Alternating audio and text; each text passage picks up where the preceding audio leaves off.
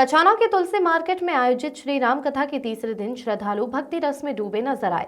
कथा व्यास आचार्य रामकृष्ण ने कथा के माध्यम से भक्तों को भक्ति, संस्कार और मर्यादा का संदेश दिया। कथा सुनने के लिए बड़ी संख्या में श्रद्धालु उपस्थित रहे और भगवान राम के प्राकट्य उत्सव पर पंडाल भक्ति रस में झूम उठा।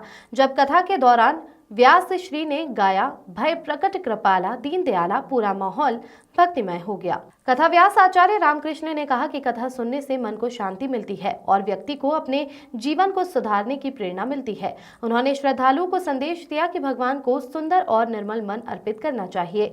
संसार में जन्म लेना एक साधारण प्रक्रिया है, लेकिन भगवान का प्राकट्य विशेष होता है। उन्होंने कहा, हम राम जी के हैं और राम जी हमारे हैं।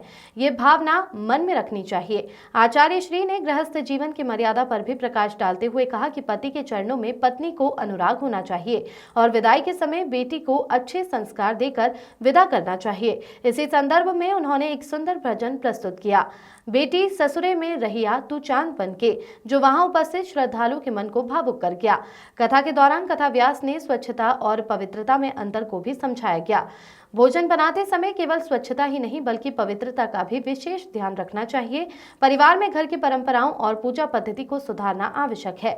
उन्होंने कहा कि बच्चों को बड़ों के साथ बैठकर पूजन करना चाहिए, जिससे वे धार्मिक संस्कारों को आत्मसात कर सके। आचार्य रामकृष्ण ने 5 वर्ष के ध्रुव की कथा सुनाई, जिससे बच्चों को भगवान के प्रति अटूट श्रद्धा रखने और जीवन में धैर्य व समर्पण का पाठ पढ़ाया गया।